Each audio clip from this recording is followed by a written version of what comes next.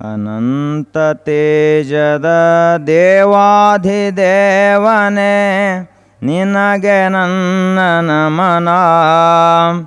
ಅನಂತ ತೇಜದ ದೇವಾಧಿದೇವನೇ ನಿನಗೆ ನನ್ನ ನಮನ.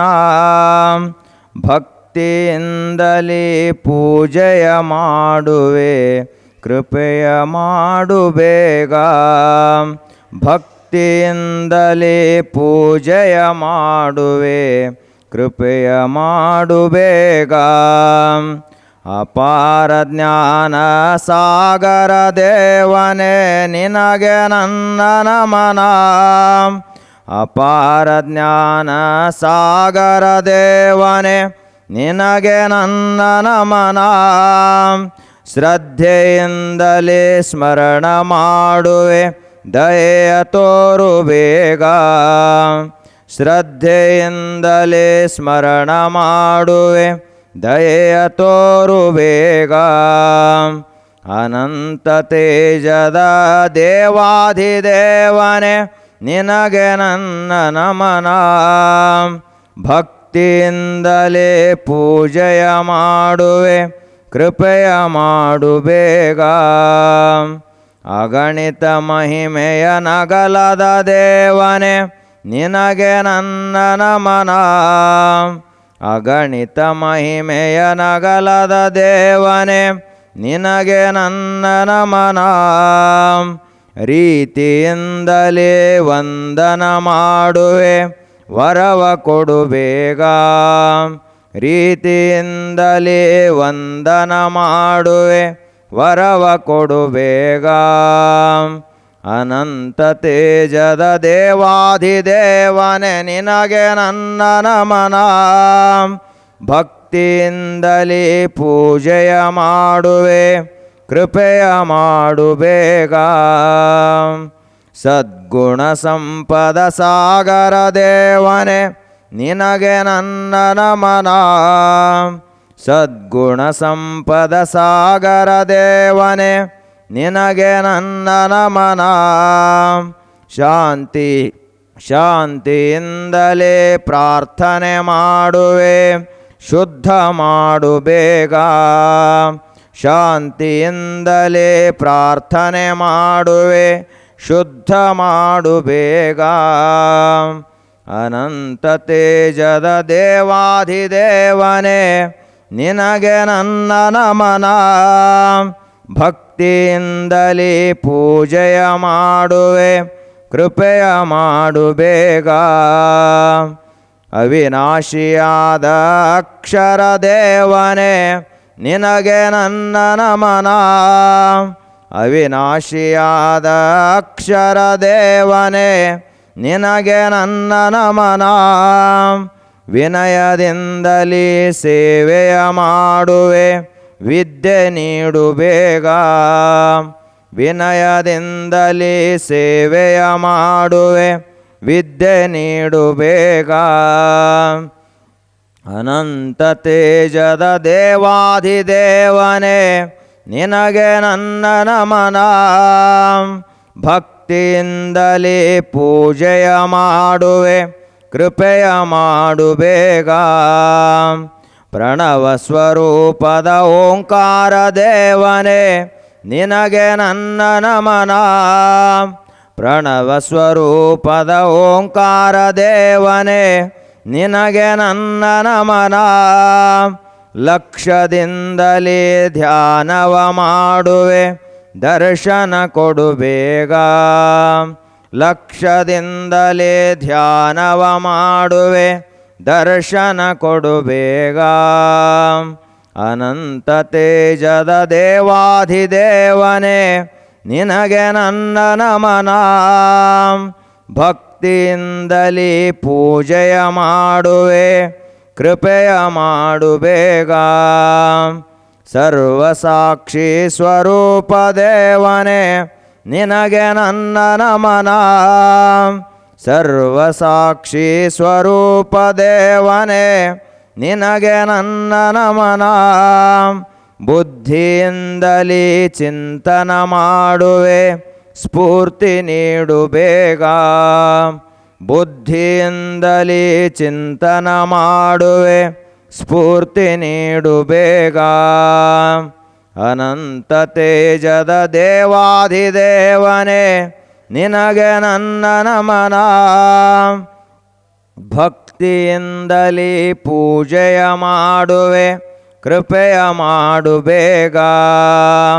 ಬಯಲ ಸ್ವರೂಪದ ಪರಮದೇವನೇ, ನಿನಗೆ ನನ್ನ ನಮನ.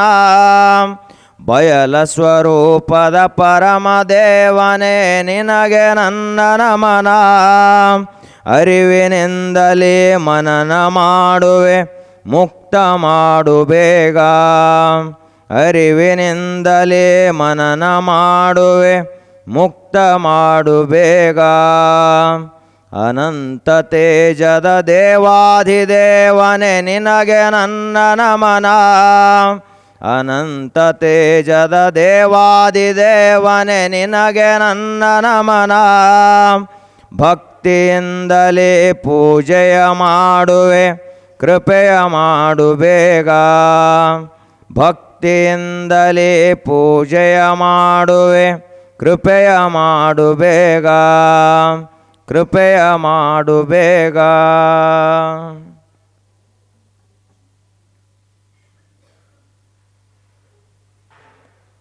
ಓಂ ಶ್ರೀ ಗುರು ಬಸವೇಶ್ವರಾಯ ನಮಃ. ಬಸವಾದಿ ಪ್ರಮಥರನ್ನು ಮೊದಲು ಮಾಡಿ ಸಮಸ್ತ ದಾರ್ಶನಿಕರನ್ನು ಭಕ್ತಿಯಿಂದ ಸ್ಮರಿಸಿ, ಬೇಳೂರಿನ ಗ್ರಾಮದೈವ ಸಿದ್ಧಿಪ್ರದಾತನಾದ ಕಾಲಭೈರವನಾಥನ ದಿವ್ಯ ಸನ್ನಿಧಿಗೆ ಭಕ್ತಿಯ ನಮನಗಳನ್ನು ಸಮರ್ಪಿಸಿ, ನಮ್ಮೆಲ್ಲರ ಆರಾಧ್ಯರು ಶ್ರೇಷ್ಠ ಶಿವಯೋಗಿಗಳು ತಮ್ಮ ಅಮೋಘವಾದ ಯೋಗ ಶಕ್ತಿಯ ಮೂಲಕ ನಾಡನ್ನು ಬೆಳಗಿದ ಪರಮ ಪೂಜನೀಯ ಶ್ರೀಮನ್ನಿರಂಜನ ಪ್ರಣವ ಸ್ವರೂಪಿ ರಾಜಯೋಗಿ ಗುರುಬಸವ ಮಹಾಶಿವಯೋಗಿಗಳವರ ದಿವ್ಯಗದ್ದುಗೆಗೆ ಸಾಷ್ಟಾಂಗ ಪ್ರಣಾಮಗಳನ್ನು ಸಮರ್ಪಿಸಿ, ಪರಮ ಪೂಜ್ಯರು ಶ್ರೇಷ್ಠ ಶಿವಜ್ಞಾನ ಸಂಪನ್ನರು ಪರಮಾತ್ಮನ ಆರಾಧಕರಾದಂತಹ ಪರಮ ಪೂಜನೀಯ ಶ್ರೀಮನ್ನಿರಂಜನ ಪ್ರಣವ ಸ್ವರೂಪಿ ಚನ್ನಬಸವ ಮಹಾಶಿವಯೋಗಿಗಳವರ ದಿವ್ಯ ಪಾದ ಪದ್ಮಗಳಿಗೆ ಭಕ್ತಿಯ ನಮನಗಳನ್ನು ಸಮರ್ಪಿಸಿ, ಶ್ರದ್ಧೆಯಿಂದ ಆಗಮಿಸಿರುವಂತಹ ತಮ್ಮೆಲ್ಲರಿಗೂ ಭಕ್ತಿಯ ಶರಣು ಶರಣಾರ್ಥಿಗಳು.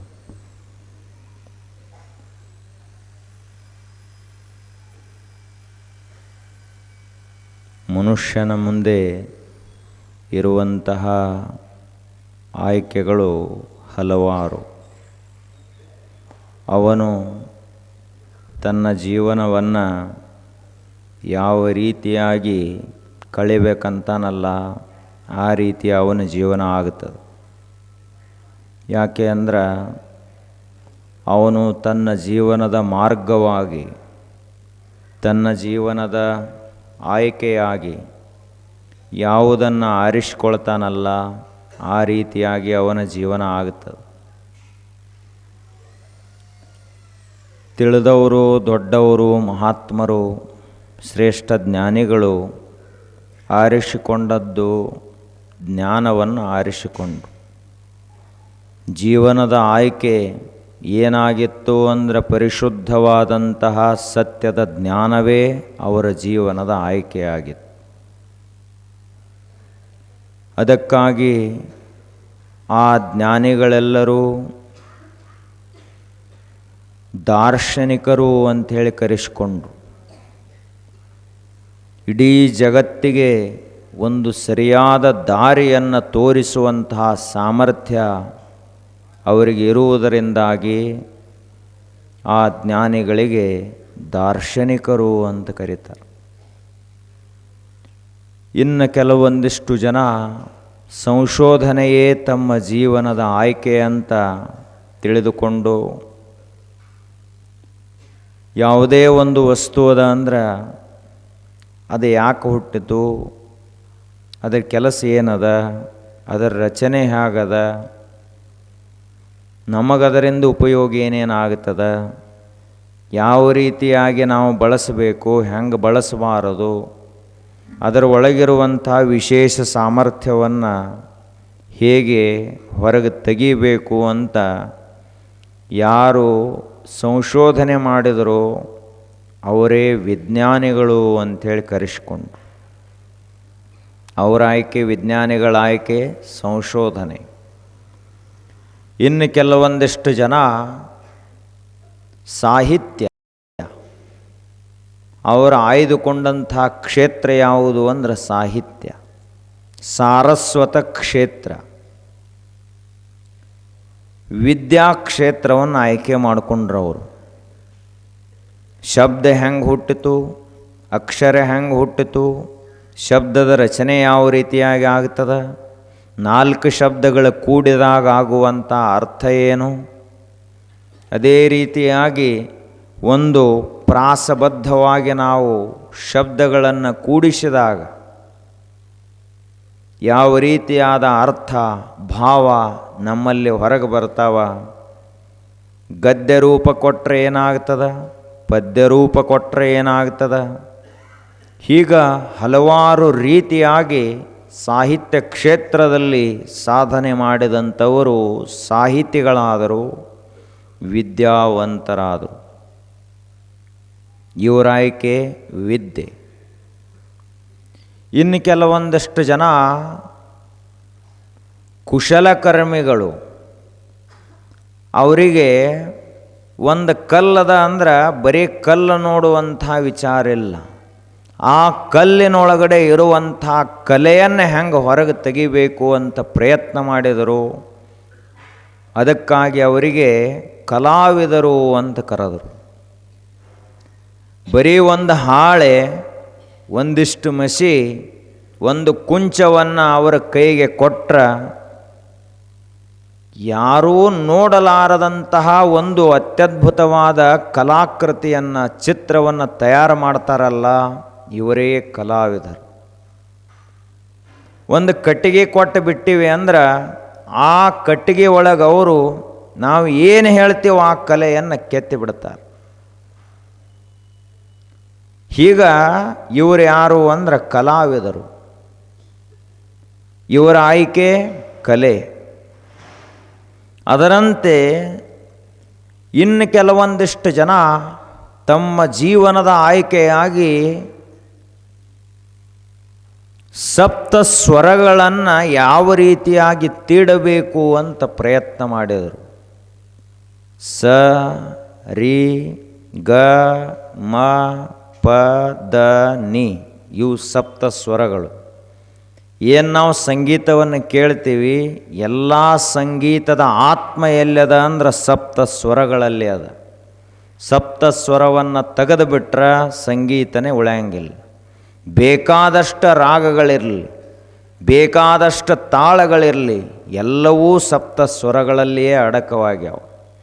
ಹೀಗಾಗಿ ಕೆಲವೊಂದಿಷ್ಟು ಜನ ತಮ್ಮ ಆಯ್ಕೆಯಾಗಿ ಸಂಗೀತ ಕ್ಷೇತ್ರವನ್ನು ಮಾಡಿಕೊಂಡು ಅವರಿಗೆ ಜೀವನದಲ್ಲಿ ಬೇರೆ ಯಾವ ಕಡೆಗೂ ಲಕ್ಷ್ಯ ಹೋಗಲಿಲ್ಲ, ಬರೀ ಸಂಗೀತಕ್ಕಾಗಿ ತಮ್ಮ ಜೀವನವನ್ನು ಸಮರ್ಪಣೆ ಮಾಡಿದರು. ಹೀಗಾಗಿಯೇ ಹರಿದಾಸನಂತಹ ಸಂಗೀತ ಶಾಸ್ತ್ರಜ್ಞ, ತಾನಸೇನಂತಹ ಸಂಗೀತ ಶಾಸ್ತ್ರಜ್ಞ, ಇನ್ನೂ ಅನೇಕ ಜನ, ಪುರಂದರದಾಸರು, ಕನಕದಾಸರು, ಸೂರದಾಸರು, ಮೀರಾಬಾಯಿ, ಕಬೀರದಾಸರು, ಅಷ್ಟೇ ಅಲ್ಲದೆ ಮಹಾರಾಷ್ಟ್ರದಲ್ಲಿ ಆಗಿ ಹೋದಂಥ ಅನೇಕ ಜನ ಸಂತ ಮಹಾತ್ಮರು, ಇವರೆಲ್ಲರೂ ಸಂಗೀತವನ್ನು ಉಪಾಸನೆ ಮಾಡಿದಂಥವರು. ಇವರ ಆಯ್ಕೆ ಸಂಗೀತ. ಅದೇ ರೀತಿಯಾಗಿ ಕೆಲವೊಂದಿಷ್ಟು ಜನ ಒಕ್ಕಲುತನವನ್ನೇ ತಮ್ಮ ಆಯ್ಕೆ ಅಂತ ಮಾಡಿಕೊಂಡ್ರು. ಅವ್ರ ಕೈಯಾಗ ಒಂದು ಮುಷ್ಟಿಯಷ್ಟು ಬೀಜ ಕೊಟ್ರೆ ಇಡೀ ಊರಿಗೆ ಹೊಟ್ಟೆ ತುಂಬುವಷ್ಟು ಅನ್ನ ಬೆಳಿತಾರಲ್ಲ, ಇವರು ಯಾರು ಅಂದ್ರೆ ಒಕ್ಕಲಿಗರು, ರೈತರು. ಇವರ ಆಯ್ಕೆ ಯಾವುದು ಅಂದ್ರೆ ಒಕ್ಕಲು ವಿದ್ಯೆ. ಅವರಿಗೆ ನಾವು ಬರೀ ಬೀಜ ಕೊಟ್ಟರೆ ಸಾಕು, ಎಲ್ಲನ ಬೆಳೆದು ಬಿಡ್ತಾರವ್ರು. ಯಾವ ಬೆಳೆ, ಆ ಎಷ್ಟು ತಿಂಗಳು ಬೆಳೆ ಅದ, ಆ ಬೆಳೆ ಹೆಂಗೆ ಬೆಳಿತೈತಿ, ಅದಕ್ಕೆ ರೋಗ ಯಾವ್ಯಾವ ಬರ್ತಾವು, ಹೆಂಗೆ ಉಪಚಾರ ಮಾಡಬೇಕು, ಇದೆಲ್ಲದರ ಸಮಗ್ರ ಜ್ಞಾನ ಯಾರಿಗದಲ್ಲ ಅವರಿಗೆ ರೈತರು ಅಂತ ಕರೀತಾರೆ. ಇವ್ರದ್ದು ಒಂದು ಕ್ಷೇತ್ರ ಇದು. ಅದೇ ರೀತಿಯಾಗಿ ಇನ್ನು ಕೆಲವೊಂದಿಷ್ಟು ಜನ ತಮ್ಮ ಜೀವನದ ಆಯ್ಕೆಯಾಗಿ ಬರೀ ರೊಕ್ಕ ಗಳಿಸೋದು ಅಂತ ಇಟ್ಕೊಂಡ್ರು. ಅವರು ಬೇರೆ ಏನು ಕೆಲಸ ಇಲ್ಲ. ಮುಂಜಾನೆ ಎದ್ರಂದ್ರೆ ಜಪ ಮಾಡ್ತೇವಲ್ಲ ನಾವು, ಹಂಗೆ ಅವರು 1 ರೂಪಾಯಿ 2 ರೂಪಾಯಿ 3 ರೂಪಾಯಿ ಕೂಡಿಸ್ರೆ ಎಷ್ಟು ಆಕ್ಕತಿ, ಬರೇ ಇದೆ ರೊಕ್ಕ ಗಳಿಸುವುದೇ ತಮ್ಮ ಜೀವನದ ಆಯ್ಕೆ ಅಂತ ತಿಳಿದುಕೊಂಡಂಥವ್ರು ಕೆಲವೊಂದಿಷ್ಟು ಜನ. ಇನ್ನೂ ಹಲವಾರು ಕ್ಷೇತ್ರಗಳದಾವು. ಒಂದೊಂದನ್ನೇ ನೋಡ್ತಾ ಬಂದ್ರೆ ಒಂದೊಂದು ಗುರಿಗೆ, ಒಂದೊಂದು ಧ್ಯೇಯ, ಒಂದೊಂದು ಲಕ್ಷ್ಯಕ್ಕೆ ಒಂದೊಂದು ಆಯುಷ್ಯವೇ ಖರ್ಚಾಗಿ ಹೋಗ್ತದೆ. ಅಂತಹ ಆಯ್ಕೆಗಳಿವು. ಕೆಲವೊಬ್ಬರು ಋಷಿಮುನಿಗಳು ಎಲ್ಲಿ ಮುಳುಗಿ ಹೋದರು ಅಂದ್ರೆ ಸತ್ಯ ವಸ್ತುವಿನ ಚಿಂತನೆ ಮಾಡುವುದರಲ್ಲಿ ಇಡೀ ಜಗತ್ತನ್ನೇ ಮರೆತು ಹೋದ್ರಲ್ಲ, ಅದಕ್ಕೆ ಅವರಿಗೆ ಋಷಿಗಳು ಅಂತ ಕರೆದರು. ಅವರಿಗೆ ಈ ಲೋಕದ್ದು ಯಾವುದೂ ಬಹಳ ಮುಖ್ಯ ಆಗಲಿಲ್ಲ. ಈ ಲೋಕದ ಗೊಡವೆನೂ ಅವರಿಗಿರಲಿಲ್ಲ. ಅವರು ಧ್ಯಾನಸ್ಥರಾದರು. ಆವಾಗ ದೇವತತ್ವದಲ್ಲಿ ವಿಲೀನ ಆಗಿ ಹೋದರು. ತೇ ಧ್ಯಾನ ಯೋಗಾನುಗತ ಅಪಶ್ಯನ್. ಧ್ಯಾನ ಯೋಗದಲ್ಲಿ ಮುಳುಗಿದಾಗ ಎಲ್ಲವನ್ನು ಮರೆತು ದೇವರಲ್ಲಿ ಒಂದಾಗಿ ಹೋದರು. ಅದೇ ರೀತಿಯಾಗಿ ಋತದರ್ಶಿನಃ ಋಷಯಃ. ಯಾರು ಸತ್ಯದ ಸಾಕ್ಷಾತ್ಕಾರ ಮಾಡಿಕೊಂಡರೋ ಅವರು ಋಷಿಗಳು ಅಂತ ಕರೆದುಕೊಂಡರು. ಕಣ್ಣು ಮೀಸಲು ಶಿವನ, ಕಿವಿ ಮೀಸಲು ಶಿವನ, ಕೈ ಮೀಸಲು, ಕಾಲು ಮೀಸಲು, ತನು ಮನವೆಲ್ಲ ಮೀಸಲು. ಯಾರಿಗೆ ಮೀಸಲು ಅಂದ್ರೆ ಪರಮಾತ್ಮನಿಗೆ ಮೀಸಲು. ಅದಕ್ಕೆ ಅವ್ರಿಗೆ ಏನಂದ್ರು ನಾವು ಋಷಿಗಳು, ಶರಣರು, ಸಂತರು, ಮಹಾತ್ಮರು ಅಂತ ಕರೆದೇವಿ. ಅವರ ಜೀವನದ ಆಯ್ಕೆ ಏನಾಗಿತ್ತು? ಕೇವಲ ಪರಮಾತ್ಮನೊಬ್ಬನೇ ಅವರ ಜೀವನದ ಆಯ್ಕೆ. ಅವರ ಜೀವನವನ್ನು ಎದಕ್ಕಾಗಿ ಖರ್ಚು ಮಾಡಿದರು ಅಂದ್ರೆ ಅಹೋರಾತ್ರಿ ನಿಮ್ಮ ಧ್ಯಾನದಲ್ಲಿರಿಸು ಮಹಲಿಂಗ ಕಲ್ಲೇಶ್ವರ ಅಂತ ಹಾವಿನಾಳ ಕಲ್ಲಯ್ಯನವರು ಹೇಳ್ತಾರೆ. ಹಗಲ ರಾತ್ರಿ ಅನ್ನದೇ ನನ್ನ ಮನಸ್ಸಿನಲ್ಲಿ ಯಾವ ಒಂದು ವಿಚಾರ ಯಾವಾಗಲೂ ಸ್ಥಿರವಾಗಿ ನಿಲ್ಲಲಿ ಅಂದ್ರೆ ನಿನ್ನ ಧ್ಯಾನವೊಂದನ್ನು ಬಿಟ್ಟರೆ ಬೇರೆ ಯಾವುದೂ ಬೇಡ ಅಂತ ಹಾವಿನಾಳ ಕಲ್ಲಯ್ಯನವರು. ಅಹೋರಾತ್ರಿ, ಹಗಲೇನು ರಾತ್ರಿ ಏನು, ಶರಣನೆದ್ದು ಕುಳಿತರೆ ಶಿವರಾತ್ರಿ ಕಾಣಿರೋ, ಶರಣ ನಿದ್ರೆಗೈದಡೆ ಜಪ ಕಾಣಿರೋ. ಒಬ್ಬ ಮಹಾತ್ಮರೇನಾದರೂ ಎದ್ದು ಕುಂತರು ಅಂದ್ರೆ ಅದೇ ಶಿವರಾತ್ರಿ. ಅವರೇನಾದರೂ ಪವಡಿಸಿದರು ಅಂದ್ರೆ ಅವರ ಮನಸ್ಸಿನಲ್ಲಿ ನಿರಂತರವಾಗಿ ಬರೀ ಮಹಾಮಂತ್ರದ ಜಪ ನಡೆದಿರ್ತದಲ್ಲ. ಅದಕ್ಕಾಗಿ ಈ ಜಗತ್ತಿನಲ್ಲಿ ಪೂಜನೀಯರ್ಯಾರು ಅಂದರೆ ಇಂಥ ಮಹಾತ್ಮರೇ ಪೂಜನೀಯರು. ನಾವು ಯಾರನ್ನು ಆರಾಧನೆ ಮಾಡಬೇಕು, ಯಾರ ಸ್ತೋತ್ರವನ್ನು ಮಾಡಬೇಕು, ಯಾರ ಪಾದ ಪೂಜೆಯನ್ನು ಮಾಡಬೇಕು ಅಂದ್ರೆ ಇಂಥ ಮಹಾತ್ಮರನ್ನು ನಾವು ಪೂಜೆ ಮಾಡಬೇಕು. ಯಾಕೆ ಅಂದ್ರೆ ಅವರನ್ನು ನೆನೆಸುವುದರಿಂದ ನಮ್ಮ ಮನಸ್ಸು ಸ್ವಚ್ಛ ಆಗ್ತದೆ. ಅವರ ದರ್ಶನ ಮಾಡುವುದರಿಂದ ನಮ್ಮ ಮನಸ್ಸು ಸ್ವಚ್ಛ ಆಗ್ತದೆ. ಅವರ ಪೂಜಾ ಮಾಡುವುದರಿಂದ ನಮ್ಮ ಕಾಲ ಕರ್ಮ ಎಲ್ಲ ಭಯ ಹೋಗಿ ನಾವು ಮುಕ್ತಾತ್ಮರಾಗ್ತೀವಲ್ಲ. ಅದಕ್ಕಾಗಿ ಇಂಥ ಮಹಾತ್ಮರನ್ನು ಪೂಜಿಸಬೇಕು. ಅವರಿಗೇನಂತ ಕರೀತಾರ? ಪವಿತ್ರಾತ್ಮರು ಅಂತ ಕರೀತಾರೆ. ಹೆಂಗ ಗಂಗಾ ನದಿಯಲ್ಲಿ ಬರೀ ಮುಳುಗಿ ಎದ್ರನ ಮನುಷ್ಯ ಪವಿತ್ರ ಆಗ್ತಾನ, ಕೃಷ್ಣಾ ನದಿ ಒಳಗೆ ಬರೀ ಸ್ನಾನ ಮಾಡಿದ್ರನ ಪವಿತ್ರನಾಗ್ತಾನ, ಹಂಗ ಸಂತ ಮಹಾತ್ಮರು ಅನ್ನುವಂತಹ ಮಹಾ ನದಿಯಲ್ಲಿ ನಾವು ಸ್ನಾನ ಮಾಡಿದ್ರೆ ಜನ್ಮ ಜನ್ಮಾಂತರಗಳ ಕಲ್ಮಶ ಪಾಪ ದೋಷ ಎಲ್ಲವೂ ಪರಿಹಾರವಾಗಿ ನಾವೇನಾಗ್ತೀವಿ? ಮುಕ್ತರಾಗ್ತೀವಿ. ಇವರಿಗೆ ಮಂತ್ರದೃಷ್ಟಾರರು ಅಂತ ಕರೀತಾರೆ. ಮಂತ್ರದೃಷ್ಟಾರರು ಅಂದ್ರೆ ಮಂತ್ರವನ್ನು ಸಾಕ್ಷಾತ್ಕಾರ ಮಾಡಿಕೊಂಡಂಥವ್ರು. ಸಾಮಾನ್ಯ ಮಂತ್ರ ಅಲ್ಲ, ಮಹಾಮಂತ್ರಗಳನ್ನೇ ಸಾಕ್ಷಾತ್ಕಾರ ಮಾಡಿಕೊಂಡಂಥ ಋಷಿಮುನಿಗಳು. ನೋಡ್ರಿ, ಅವ್ರು ಎಷ್ಟು ದೊಡ್ಡವ್ರು ಇರಬೇಕು. ಅವ್ರ ಜೀವನ ತುಂಬ ಏನೂ ಮಾಡಲಿಲ್ಲ. ದಿನಂಪ್ರತಿ ಎಷ್ಟು ಬೇಕೋ ಅಷ್ಟು ಕೆಲಸ ಮಾಡೋದು, ಹಗಲ ರಾತ್ರಿ ಅನ್ನದೇ ದೇವ ಚಿಂತನ ಮಾಡಿ ಹೋದಂಥ ಋಷಿಮುನಿಗಳು. ಅವರು ಕಂಡಂತಹ ಮಂತ್ರಗಳು ಹಲವಾರು ಮಂತ್ರಗಳು. ಆ ಮಂತ್ರಗಳನ್ನು ಇವತ್ತಿಗೂ ಯಾರ್ಯಾರು ಜಪ ಮಾಡ್ತಾರ, ಯಾರ್ಯಾರು ಮನನ ಮಾಡ್ತಾರಲ್ಲ, ಅವರು ಇಡೀ ಸಂಸಾರದ ದುಃಖ ಸಮುದ್ರವನ್ನು ದಾಟಿ ಹೋಗ್ತಾರೆ. ದುಃಖ ಸಮುದ್ರವನ್ನು ದಾಟಿ ಹೋಗಲಿಕ್ಕೆ ನಾವು ಯಾವುದು ಅಂದ್ರೆ ಮಂತ್ರವೇ ಒಂದು ನಾವು. ಹಡಗ ಯಾವುದು ಅಂದ್ರೆ ಮಂತ್ರವೇ ಒಂದು ಹಡಗ. ಯಾವ ಮನುಷ್ಯ ಮಂತ್ರದ ದೋಣಿಯಲ್ಲಿ ಪ್ರವಾಸ ಮಾಡ್ತಾನಲ್ಲ, ಅವ ಇಡೀ ಭವಸಾಗರವನ್ನು ದಾಟಿ ಹೋಗ್ತಾನೆ. ಅದಕ್ಕೆ ನಾವು ಯಾವಾಗಲೂ ಕೂಡ ಮಂತ್ರ ಜಪವನ್ನು ಮಾಡ್ತಾ ಇರಬೇಕು. ಮಂತ್ರ ದೃಷ್ಟಾರರಾದಂಥ ಋಷಿ ಮುನಿಗಳು ಸಾಧು ಸಂತರ ದರ್ಶನವನ್ನು ಮಾಡಬೇಕು. ಯಾಕೆ ಅಂದ್ರೆ ನಮಗೆ ಪ್ರಪಂಚದ ಗದ್ದಲದಲ್ಲಿ ಅಷ್ಟು ಸಾಧನ ಮಾಡ್ಲಿಕ್ಕಾಗಲಕ್ಕಿಲ್ಲ. ಆದರೆ ಅವರು ಮಾಡಿರ್ತಾರ. ಮಾಡಿದಂಥ ಮಹಾತ್ಮರ ದರ್ಶನ ಮಾಡಿದ್ರೂ ಕೂಡ ಮನಸ್ಸು ಅಷ್ಟು ಪವಿತ್ರವಾಗುತ್ತದೆ. ಇನ್ನು ಕೆಲವೊಂದಿಷ್ಟು ಜನ ವಿದ್ಯಾಕ್ಷೇತ್ರಕ್ಕಾಗಿ ತಮ್ಮ ಇಡೀ ಆಯುಷ್ಯವನ್ನು ಖರ್ಚು ಮಾಡಿದರು. ವಿದ್ಯಾವಾಚಸ್ಪತಿ ಮಿಶ್ರಾ ಅಂತ ಹೇಳಿ ಒಬ್ಬ ಬಹಳ ದೊಡ್ಡ ವಿದ್ವಾಂಸರು, ವೇದಾಂತ ಕ್ಷೇತ್ರದ ದಿಗ್ಗಜರು. ಅವರ ಹೆಸರು ವಿದ್ಯಾವಾಚಸ್ಪತಿ ಮಿಶ್ರಾ. ಹೆಂಗದ ಹೆಸರಿನಲ್ಲೇ ಅಷ್ಟು ತಾಕತ್. ವಿದ್ಯೆ ಅವರಲ್ಲಿ ಪ್ರತಿಷ್ಠಿತವಾಗಿತ್ತು. ಸರಸ್ವತಿಯ ಸಂಪೂರ್ಣ ಕೃಪೆಯನ್ನು ಪಡೆದಂಥವರಾಗಿದ್ದರು ಅವರು. ಅಂತಹ ವಿದ್ಯಾವಾಚಸ್ಪತಿ ಮಿಶ್ರಾ. ಕೆಲವೊಂದಿಷ್ಟು ಜನ ಹಗಲ ರಾತ್ರಿ ಅನ್ನದೇ ಓದುವುದು, ತಿಳ್ಕೊಳ್ಳುವುದು, ಅಭ್ಯಾಸ ಮಾಡುವುದು, ಚಿಂತನೆ ಮಾಡುವುದು, ಇದರಲ್ಲೇ ಕಾಲ ಕಳೀತಾರೆ. ಹಾಗೆ ವಿದ್ಯಾವಾಚಸ್ಪತಿ ಮಿಶ್ರಾ ಅವರು ವೇದಾಂತದ ಕುರಿತು ಒಂದು ಗ್ರಂಥವನ್ನು ಬರೆಯಲಾಕ ಪ್ರಾರಂಭ ಮಾಡಿದರು. ದಿನಂಪ್ರತಿಯಾಗಿ ಧ್ಯಾನ ಮಾಡೋದು. ವೇದಾಂತ ಅಂದರೆ ಏನಪ್ಪ?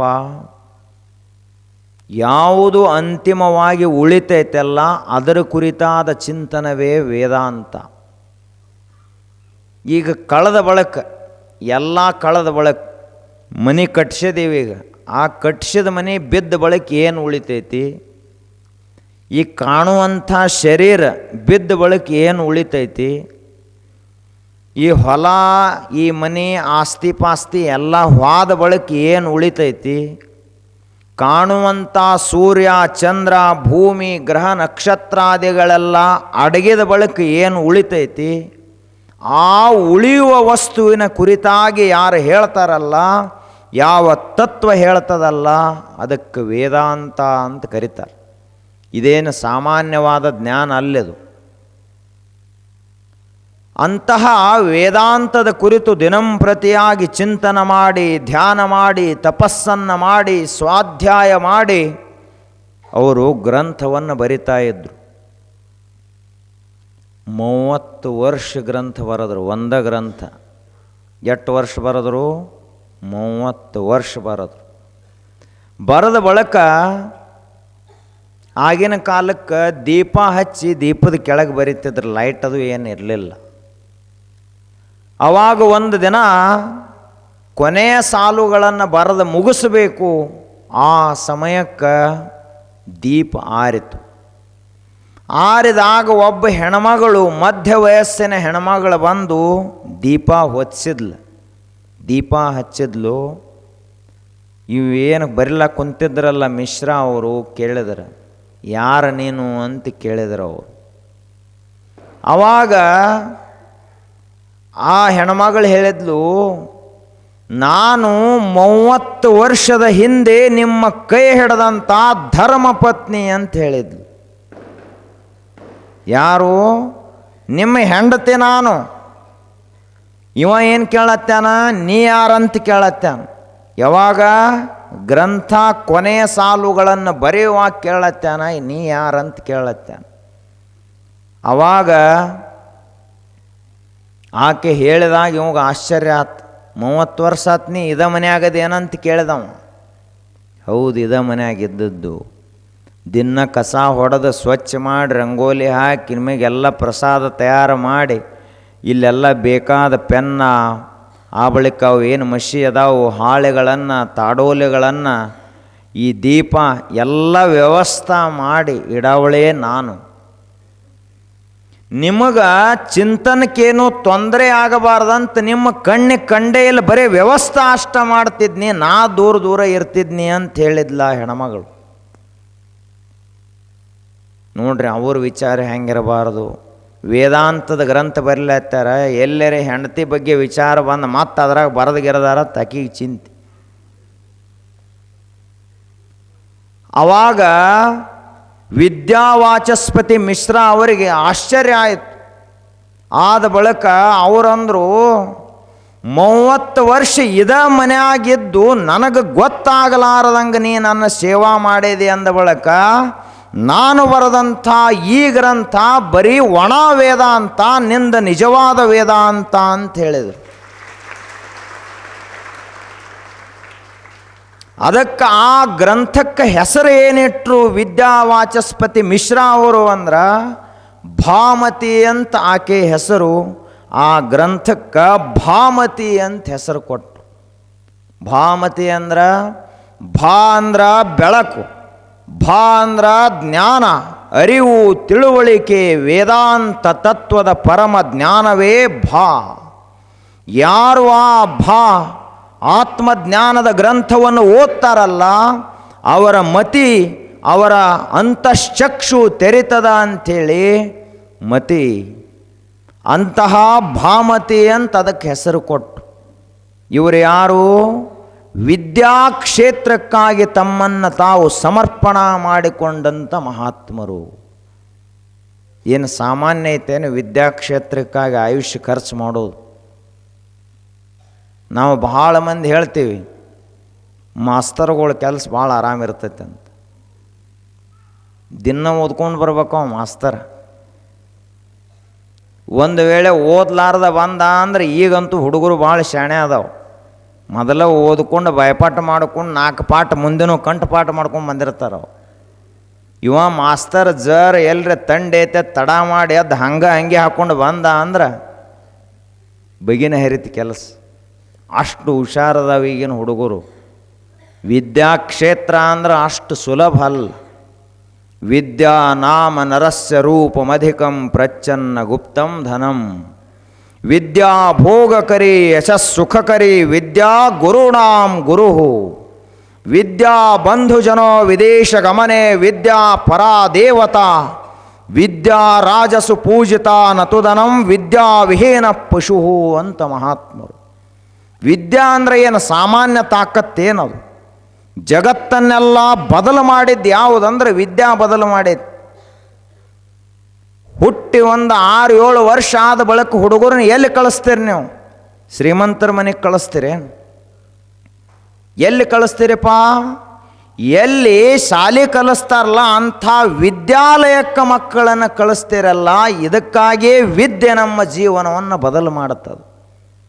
15ರಿಂದ 20 ವರ್ಷದವರೆಗೆ ಮಕ್ಕಳು ಕಲಿತಾವೆ. ಏನು ಮಾಡಬೇಕು, ಏನು ಮಾಡಬಾರದು, ಏನು ತಿಳ್ಕೋಬೇಕು, ಜಗತ್ತಿನಲ್ಲಿ ಹೆಂಗೆ ಬದುಕಬೇಕು, ಇದು ಎಲ್ಲವನ್ನು ಕಲಿಸಿಕೊಡುವಂಥದ್ದು ಯಾವುದು ಅಂದರೆ ವಿದ್ಯಾ. ಆದಿಮಾನವನಿಂದ ಆಧುನಿಕ ಮಾನವನವರೆಗೆ ಏನೇನು ಇತಿಹಾಸ ಆಗ್ಯದ, ಈ ಜಗತ್ತಿನಲ್ಲಿ ಏನೇನು ಬದಲಾವಣೆಗಳಾದವು, ಹವಾಮಾನ ಯಾವ ರೀತಿಯಾಗಿ ಬದಲಾವಣೆ ಆಗ್ತದ, ಭೂಗೋಳ ಯಾವ ರೀತಿಯಾಗ್ಯದ, ಖಗೋಳ ಯಾವ ರೀತಿಯಾಗ್ಯದ, ಹಗಲು ಯಾಕಾಗ್ತದ, ರಾತ್ರಿ ಯಾಕಾಗ್ತದ, ನಮ್ಮ ಶರೀರದಲ್ಲಿ ಹಿಂಗ್ಯಾಕೆ ಬದಲಾವಣೆಗಳಾಗುತ್ತವ, ರೋಗ ಯಾಕೆ ಬರ್ತದ, ಆ ರೋಗವನ್ನು ಕಳೆಯುವಂಥ ಉಪಾಯ ಯಾವುದು, ನಮ್ಮ ಆಯುಷ್ಯ ಹೆಚ್ಚಾಗಬೇಕಾದ್ರೆ ಏನು ಮಾಡಬೇಕು, ಕಡಿಮೆ ಇದ್ದಂಥ ಆಯುಷ್ಯದಲ್ಲಿ ಒಳ್ಳೆಯ ಜ್ಞಾನ ಪಡ್ಕೋಬೇಕಂದ್ರೆ ಏನು ಮಾಡಬೇಕು, ಜೀವನ ಸಾರ್ಥಕವಾಗಬೇಕಾದರೆ ಎಂತಹ ದಾರಿಯನ್ನು ಹಿಡಿದು ಸಾಗಬೇಕು, ಈ ಎಲ್ಲ ವಿಷಯಗಳ ಸಮಗ್ರವಾದ ಜ್ಞಾನ ಎಲ್ಲಿ ಅಡಗ್ಯದಲ್ಲ ಅದುವೇ ವಿದ್ಯೆ. ಅಂತಹ ವಿದ್ಯಾಕ್ಷೇತ್ರಕ್ಕಾಗಿ ತಮ್ಮ ಆಯುಷ್ಯವನ್ನು ಖರ್ಚು ಮಾಡಿದ ಮಹಾತ್ಮರೇ ಜ್ಞಾನಿಗಳು, ವಿದ್ಯಾವಂತರು, ಭಾಳ ದೊಡ್ಡವರು. ಹರಿದಂಗಿರವಲ್ದೆ, ಆದ್ರೆ ಅವರಲ್ಲಿರುವ ಜ್ಞಾನ ಬೆಲೆ ಕಟ್ಲಾಕ ಬರಂಗಿಲ್ಲ. ನಾವು ಭಾಳ ಮಂದಿ ಏನು ತಿಳ್ಕೊತೀವಿ, ಚಲೋ ಅರಿವಿ ಹಾಕ್ಕೊಂಡು ಬಂದ್ರಂದ್ರೆ ಭಾಳ ಚಲೋ ಅದಾರಂತ ಹಿಂಗೆ ತಿಳ್ಕೊತೀವಿ. ಚಲೋ ಅರಿವಿ ಎಲ್ಲ ಹಾಕ್ಕೊಂಡು ಬಂದಾನ ಕರೆ ಅವಾಗ ಜ್ಞಾನನೇ ಇಲ್ಲ ಅಂದ್ರೆ ತೊಗೊಂಡೇನು ಮಾಡೋದದ. ದ್ರಾಕ್ಷಿ ಒಳಗೆ ಒಂದು ಬೆದರ ಗೊಂಬೆ ಅಂತ ಕಟ್ತೀರಿ ನೀವು, ಇನ್ನು ಬತ್ತಲ್ಲ ಎಲ್ಲ ಗೊಂಚಲು ಬಿಟ್ಟಾವು ಕಟ್ತೀರಿ. ಯಾವುದರೆ ಒಂದು ಪಿಂಟ್ಯಾಂದೊಂದು ಪ್ಯಾಂಟ್ ಹಾಕಿ ಮ್ಯಾಲೊಂದು ಮುತ್ಯಾಂದ ಪೇಟ ಸುತ್ತಿ ಅದು ಅಜೀಬ್ ಅನಿಸಿರ್ಬೇಕು ನೋಡವಾಗ. ಅವ ಈ ದ್ರಾಕ್ಷಿ ಕಡೆ ನೋಡಂಗೆ ಇಲ್ಲ, ಅದರ ಕಡೆನ ನೋಡ್ತಾನೆ. ಅಷ್ಟು ಚಂದ ಮಾಡೇ ಕಟ್ಟೋದು ಅದನ್ನು. ನೆದರ ಗೊಂಬೆ ಅದರ ಹೆಸರ. ಹಂಗೆ ನೆದರ ಗೊಂಬಿಗೆ ನೀವು ಎಂಥ ಬಟ್ಟೆ ಹಾಕಿದ್ರೆ ಅದೇನು ಮನುಷ್ಯ ಆಕ್ಕತ್ತೇನು? ಹಂಗೆ ಎಷ್ಟು ಚಲೋ ಅರಿವಿ ಮ್ಯಾಲ ಹಾಕಿದ್ರೆ ಏನು ಒಳಗೆ ಜ್ಞಾನನ ಇರಲಿಲ್ಲ ಅಂದ್ರೆ ತೊಗೊಂಡೇನು ಮಾಡೋದ ಮನುಷ್ಯನ? ಉಪಯೋಗಿಲ್ಲ. ವಿದ್ಯಾ ವಿಹೀನ ಪಶು, ವಿದ್ಯಾ ಇಲ್ಲಂದ್ರೆ ಮನುಷ್ಯ ಪಶು ಸಮಾನ. ಇನ್ನು ಬಹಳಷ್ಟು ಮಂದಿ ರೊಕ್ಕನ ನಮ್ಮ ಜೀವನದ ಸರ್ವಸ್ವ ಅಂತ ತಿಳ್ಕೊಂಡಾರ. ಜೀವನದಾಗ ಯಾವುದಕ್ಕೆ ಮಹತ್ವದ ಅಂದ್ರೆ ರೊಕ್ಕಕ್ಕೆ ಮಹತ್ವದ. ಹೇಳ್ತಾರೆ ಹಳ್ಳಿಯ ಭಾಷೆಯಲ್ಲಿ, ಹಣ ಇದ್ದರೆ ಹೆಣ ಬಾಯಿ ತೆಗಿತಂತ. ರೊಕ್ಕ ಐತಂದ್ರೆ ಈ ಸಾಯಾವ ಸಹಿತ ರೊಕ್ಕ ಕೈಯಾಗ ತೊಗೊಂಡು ಸಾಯ್ತಾನ. ಅಟ್ಟು ಪ್ರೀತಿ ಇವರಿಗೆ ರೊಕ್ಕದ ಮ್ಯಾಲ. ಅದಕ್ಕೆ ಈ ರೊಕ್ಕನ ನಮ್ಮ ಜೀವನದಾಗ ಎಲ್ಲ ಅಂತ ತಿಳ್ಕೊಂಡು ಮಂದಿ ಭಾಳದ. ಏನು ವಿದ್ಯಾ ತೊಗೊಂಡು ಏನು ಮಾಡೋದೈತಿ, ಮಾಸ್ತರ್ಗಳ್ನ ಖರೀದಿ ಮಾಡ್ತೀವಿ ಅಂತ ಹೇಳ್ತಾರೆ ಅವ್ರು ರೊಕ್ಕಲಿ. ವಿದ್ಯಾ ಖರೀದಿ ಮಾಡ್ಲಿಕ್ಕೆ ಬರ್ತೈತೆ ಏನು? ಭಾಳ ಸಾವುಕಾರದಾನ, ಶ್ರೀಮಂತದಾನ, ಮಗ ಒಬ್ಬ ದಡ್ಡ ಹುಟ್ಟ್ಯಾನ. ಏನರೇ ಮಾಡಿ ಇವ್ ಒಟ್ಟು ಕಲಿಸ್ರಿ ಅಂತ ಹೇಳ್ತಾನವ. ಅವಗರೇ ಅಕ್ಷರ ಒಳಗೆ ಹೋಗೋಲ್ಲು, ವಿದ್ಯಾನ ತಲೆಗೆ ಹತ್ತವಲ್ಲ. ಇವ ಓದಿಸ್ತಾನವ ಆ ಆತಾನ, ಅವ ಆ ಅಂದರೆ ಇವ ಈ ಅತಾನ. ಹೆಂಗೆ ಮಾಡೋದು ಇಂಥವ್ರನ್ನ ತೊಗೊಂಡು? ಇವ ದೊಡ್ಡ ಸಾವುಕಾರನ ಮಗ. ಇನ್ನು ಕೆಲವೊಂದಿಷ್ಟು ಜನ ಒಟ್ಟು ರೊಕ್ಕಿದ್ರೆ ಎಲ್ಲನ ಖರೀದಿ ಮಾಡ್ತೀವಿ ಅನ್ನುವಂಥ ಭ್ರಮೆಯೊಳಗಿರುತ್ತಾರೆ. ರೊಕ್ಕಿದ್ರೆ ಏನು ಧೈರ್ಯ ಖರೀದಿ ಮಾಡ್ಲಿಕ್ಕೆ ಬರ್ತೈತೇನು? ಭಾಳ ರೊಕ್ಕ ಐತಪ್ಪ, ನನಗೆ ಧೈರ್ಯ ಇಲ್ಲ ಅನ್ಸ್ತಾನ, ಕತ್ಲಾಗ ತುಸು ಧೈರ್ಯ ಕೊಡ್ರಿ ಅಂತ ಎಲ್ರಿ ಕೇಳ್ರಿ. ತಮ್ಮ ಅದನ್ನು ಶೌರ್ಯದಿಂದ ಹೋರಾಟ ಮಾಡಿ ಅತ್ಯಂತ ಬುದ್ಧಿವಂತಿಕೆಯಿಂದ ಧೈರ್ಯವನ್ನು ಸ್ಥೈರ್ಯವನ್ನು ಗಳಿಸಬೇಕಾಗ್ತದಂತ ತಿಳಿದವ್ರು ಹೇಳ್ತಾರೆ. ಉತ್ತರ ಕುಮಾರ ಅಂತ ಒಬ್ಬಿದ್ದ ಮಹಾಭಾರತ ಕಾಲದೊಳಗೆ. ಕೇಳಿರಿ ಎಲ್ಲರೂ ಹೆಸರೇನೋ ಒಂದು ಉತ್ತರ ಕುಮಾರ. ಅವ ಉತ್ತರ ಕುಮಾರ ಹೆಂಗಿದ್ದಲ್ಲ, ರಾಜಕುಮಾರವ ಅರಮನೆ ಒಳಗೆ ಇರ್ತಿದ್ದ. ಅಲ್ಲಿ ಅರಮನೆ ಒಳಗೆ ಸೇವಕಿಯರು ಹೆಣ್ಮಕ್ಳು ಇರ್ತಿದ್ರು, ಅರಮನೆಯ ಸೇವಕಿಯರು. ಅವ್ರ ಮುಂದೆವನ್ನೆಲ್ಲ ಬಿಲ್ಲ ಬಾಣ ತೊಗೊಂಡು ಹಿಂಗೆ, ಇದಕ್ಕೇನಂತಾರ ಬಿಲ್ಲ ಬಾಣ ಅಂಥೇಳಿ ಕರೀತಾರೆ. ಇದು ಇಂಥ ಅಸ್ತ್ರ, ಇದು ಇಂಥ ಅಸ್ತ್ರ. ನಾ ಬರೇ ಆ ಏನು ಐತಲ್ಲ ಅದು ತಂತಿ ಏನೈತಲ್ಲ ಬಾಣದ ತಂತಿ, ಅದನ್ನು ಹಿಡಿದ ಜಗ್ಗಿನಿ ಅಂದ್ರೆ ಅದರ ಸಪ್ಪಳಕ್ಕನ ಶತ್ರುಗಳು ನಡಿಗೆ ಹೋಗ್ತಾರ ಅಂತ ಹೇಳ್ತಿದ್ದೆವು. ನಾವೊಂದು ವೇಳೆ ಗದಾ ಎತ್ನಿ ಅಂದ್ರೆ ಮುಂದೆ ಇದ್ದ ಶತ್ರು ಅಲ್ಲೇ ಮಕ್ಕೋಬೇಕವು. ಏನವನಿ ಈ ಮಾತಿನ ಮಾಲ್ರಿ ಇರ್ತಾರಲ್ಲ, ಕುಸ್ತಿ ಒಗ್ಯಾವ ಅಲ್ಲಿ ಕರೆ ಕೂತ್ಕೊಂಡು ಹೇಳ್ತಿರ್ತಾನೆ. ಕುಸ್ತಿ ನೋಡುವಾಗ ಕುಸ್ತಿ ನೋಡವ ಹೇಳ್ತಿರ್ತಾನೆ, ಮಾತಿನ ಮಾಲ್ಯ ಮಾತಿನಾಗ ಕುಸ್ತಿ ಒಗ್ಯಾವ. ಅಲ್ಲಿ ಗಣದಾಗ ಒಂದು ದಿವ್ಸ ಹೋಗಲಿಲ್ಲ, ಮೈಗೆ ಮಣ್ಣು ಹಚ್ಕೊಳ್ಳಿಲ್ಲ. ಇಂಥ ಪೈಲ್ವಾನಿವ. ಹಂಗೆ ಇವ ಉತ್ತರ ಕುಮಾರ್ ಇದ್ದ. ಎಲ್ಲ ಹೆಣ್ಮಕ್ಳ ಮುಂದೆ ಹೇಳ್ತಿದ್ದ. ಅದು ಯುದ್ಧದ ಪ್ರಸಂಗ ಒಂದು ಬತ್ತು. ದುರ್ಯೋಧನ ತನ್ನ ಎಲ್ಲ ಸೈನ್ಯವನ್ನು ತಗೊಂಡು ಇವನ ವಿರಾಟ್ ರಾಜ ಏನಿದ್ದಲ್ಲ, ಈ ರಾಜನ ಮೇಲೆ ಆಕ್ರಮಣ ಮಾಡ್ಲಾಕ ಬಂದವ. ಬಂದ ಬಳಿಕ ಸೇವಕರು ಬಂದು ಹೇಳಿದರು ಇವ ಉತ್ತರ ಕುಮಾರಗ, ರಾಜಕುಮಾರರೇ ಇಷ್ಟು ದಿವಸ ನೀವು ಹೇಳ್ತಿದ್ರಲ್ಲ, ಒಂದು ನಿಮಗೆ ಅವಕಾಶ ಬಂದತಿ ಅಂದ್ರೆ ಅವರು ಏನಂದೇವ, ಇಲ್ಲಿ ತುಸು ಹೊರಗೆ ಬರೆಯತ್ ಕರ್ಕೊಂಡು ಹೋದ್ರ ಅವರು. ಕರ್ಕೊಂಡು ಬಂದು ತೋರಿಸಿದ್ರು ಸಮುದ್ರನ ಇವನು ರಾಜ್ಯದ ಕಡೆ ಬರ್ಲಾ ಹತ್ತೈತೆ ಅನಿಸ್ಬೇಕು, ಅಂಥ ಸೈನ್ಯ ಬರ್ಲಾ ಹತ್ತಿತ್ತು. ಎದಿ ತಣ್ಣಗಾತೇವನು. ಅಂಜಿದ, ಕಾಲೆಲ್ಲ ಬೆವರು ಬಿಟ್ಟು ನಡಗಲಾಕ ಚಾಲೂ ಮಾಡಿದ. ಆ ಬಳಿಕ ಬೃಹನ್ನಳೆ ಅಜ್ಞಾತವಾಸದಲ್ಲಿದ್ದರು ಪಾಂಡವರು. ಅರ್ಜುನ ನಾಟ್ಯ ಕಲಿಸುವಂಥ ಬೃಹನ್ನಳೆಯಾಗಿದ್ದ. ಅವಾಗ ಹಿಂಗೆ ಸೈನ್ಯ ಬರ್ಲಾತೈತೆ ಅಂದ ಕೂಡಲೇ ಅರ್ಜುನ, ಬೃಹನ್ನಳೆಯ ರೂಪದಲ್ಲಿ ಅರ್ಜುನ ತಿಳಿಸಿ ಹೇಳಿದೆವು, ರಾಜಕುಮಾರ ನಾ ಸಾರಥಿ ಆಗ್ತನು, ನೀ ರಥದಾಗ ಕೂತು ಯುದ್ಧ ಮಾಡೋನು ಅಂತ ಹೇಳಿದ. ಇವು ಏನು ಮಾಡ್ರು ಅಳ್ಳಾಕ ಚಾಲೂ ಮಾಡಿದ. ಹೆಂಗರೆ ಮಾಡಿ ಇದರಂದು ಒಂದು ಉಳಿಸು, ಹೆಂಗರೆ ಮಾಡಿ ಉಳಿಸು ಒಟ್ಟ ಅಂತ ಕೈಕಾಲು ಬಿದ್ದ. ಅವಾಗ ಅರ್ಜುನ ಅಂದ, ನೀ ಒಂದು ದೊಡ್ಡ ರಾಜ್ಯದ ರಾಜಕುಮಾರದಿ, ಅಂಜಬಾರದು ಅಂತ ಹೇಳಿದ. ಕೇಳಲಿಲ್ಲ, ಕಾಲು ಹಿಡಿದು ಏನರೇ ಮಾಡಿ ಉಳಿಸಪ್ಪ ಅಂತಂದ. ಅವ ಬಿಡಬೇಕಲ್ಲ, ನನ್ನ ಏನರೇ ಮಾಡಿ ಅರಮನೆ ಆಗಿಬಿಟ್ಟು ಹೋಗು, ಯುದ್ಧಕ್ಕೆ ಕರ್ಕೊಂಡು ಹೋಗಬೇಡ ಅಂತ ಉತ್ತರ ಕುಮಾರ. ಅರ್ಜುನ ಹೆಗಲ ಮೇಲೆ ಹೊತ್ತುಕೊಂಡು ಹೋದ, ರಥದಾಗ ಕುಣಿಸಿಬಿಟ್ಟೆವು. ಬಿಡಲಿಲ್ಲ ಅವ ಮೊದಲೇ ಅರ್ಜುನ. ಗಾಂಧೀವ ಧನುಸ್ಸನ್ನ ಬರೀ ಶಬ್ದ ಮಾಡಿದರೆ 3 ಲೋಕಗಳಲ್ಲಿ ಶಬ್ದ ಆಗ್ತಿತ್ತು, ಅಂತಹ ಶೂರ ಅರ್ಜುನ. ಹುಟ್ಟರೆ ಅಂಥ ಮಕ್ಕಳು ಹುಟ್ಟಬೇಕು, ಅರ್ಜುನನಂಥ ವೀರ ಶೂರರು ಹುಟ್ಟಬೇಕು, ಭೀಮನಂಥ ಗದಾಧಾರಿ ಹುಟ್ಟಬೇಕು ಮನೆಯಲ್ಲಿ, ತ್ರಿವಿಕ್ರಮನಂತಹ ಪರಾಕ್ರಮಿ ಹುಟ್ಟಬೇಕು, ಕಾರ್ತಿವೀರ್ಯಾರ್ಜುನನಂತಹ ಶೂರ ಹುಟ್ಟಬೇಕು, ಪರಶುರಾಮನಂತಹ ಭಗವಂತನ ಅವತಾರ ಮನೆಯಲ್ಲಿ ಜನ್ಮ ತಾಳಬೇಕು. ಅವಾಗಿ ದೇಶದಲ್ಲಿ ಹುಟ್ಟಿದ್ದಕ್ಕೂ ಸಾರ್ಥಕ ಆಗ್ತದೆ. ಬೇಲ್ಯಾಗ ಸರ್ ಅಂದ್ರೆ ಮನ್ಯಾಗ ನಡಕ್ಕೋತ ಮಕ್ಕಳು ಅವನೇನು ಮಾಡೋದು ತಗೊಂಡು, ಕತ್ಲಾಗ ಒಟ್ಟು ದೊಡ್ಡ ಬ್ಯಾಟ್ರಿ ಅವು, ಬ್ಯಾಟ್ರಿ ತೊಗೊಂಡು ಹಿಂಗೆ ನೋಡ್ಕೋತ ಹೋಗೋ ಅವ್ನು ತೊಗೊಂಡು ಮಾಡೋದೇನೈತಿ. ಈ ದೇಶಕ್ಕೆ ಸ್ವಾತಂತ್ರ್ಯ ತಂದು ಕೊಟ್ಟವ್ರೇನೆ ಬ್ಯಾಟ್ರಿ ಹಿಡ್ಕೊಂಡು ನೋಡ್ಕೋತ ಹೋದ್ರೆ ಏನವ್ರು. ಅಂಥ ಉತ್ತರ ಕುಮಾರ ಇವ. ಈ ಉತ್ತರ ಕುಮಾರರಂಗ ನಾವಾಗಬಾರದು. ಧೈರ್ಯ ಅನ್ನುವಂಥದ್ದು ರೊಕ್ಕದಿಂದ ಖರೀದಿ ಮಾಡ್ಲಾಕ ಬರಂಗಿಲ್ಲ. ಏನ ಭಾಳ ದೊಡ್ಡ ಸಾವುಕಾರ ಅದನ್ರಿ, ಕೋಟಿ ರೊಕ್ಕ ಐತಿ, ಮತ್ತು ಧೈರ್ಯ ಒಂದು ಕೊಡ್ರಿ ಅಂದ್ರೆ ಧೈರ್ಯ ರೊಕ್ಕದಿಂದ ಖರೀದಿ ಮಾಡ್ಲಿಕ್ಕೆ ಬರಂಗಿಲ್ಲ. ನನ್ನ ಕಡೆಗೆ ರೊಕ್ಕ ಅದ, ಸದ್ಗುಣಗಳನ್ನು ಕೊಡ್ರಿ ಅಂದ್ರೆ ಅದು ಕೂಡ ಸಾಧ್ಯ ಇಲ್ಲ. ಸದ್ಗುಣಗಳನ್ನು ರೊಕ್ಕದಿಂದ ಖರೀದಿ ಮಾಡ್ಲಿಕ್ಕೆ ಬರಂಗಿಲ್ಲ. ಒಳ್ಳೆಯ ಮನುಷ್ಯ ಅಂತ ಎಂದಾದರೂ ರೊಕ್ಕದಿಂದ ಒಳ್ಳೆಯ ಮನುಷ್ಯ ಅನಿಸ್ಕೊಳ್ಳೋಕೆ ಸಾಧ್ಯತೆಯೇನು? ನಾವು ಒಳ್ಳೆಯ ಮನುಷ್ಯರಂತ ಅನಿಸ್ಕೊಳ್ಳುವುದು ನಮ್ಮ ನಡವಳಿಕೆಯಿಂದಲೇ ಹೊರತು ರೊಕ್ಕದಿಂದ ಅಲ್ಲ.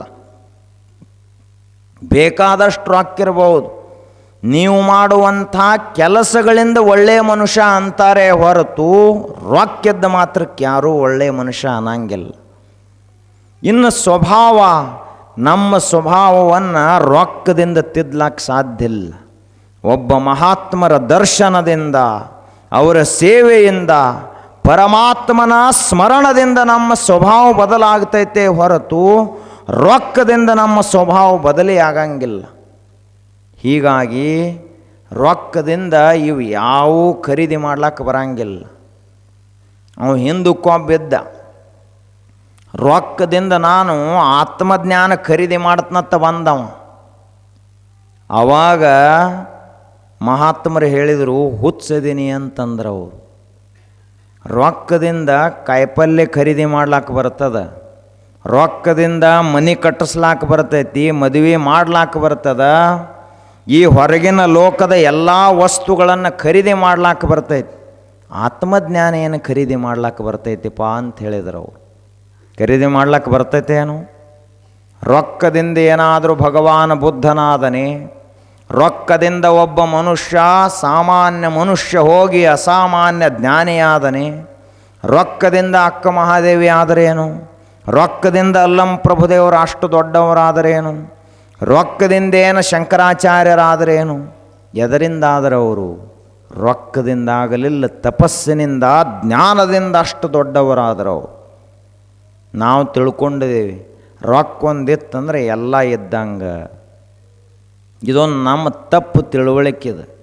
ನಾವೆಲ್ಲ 100 ವರ್ಷದ ತುಂಬ ಏನು ಪ್ರಯತ್ನ ಮಾಡ್ತೀವಿ ಅಂದರೆ ಇದೇ ಪ್ರಯತ್ನ ನಮ್ಮದು.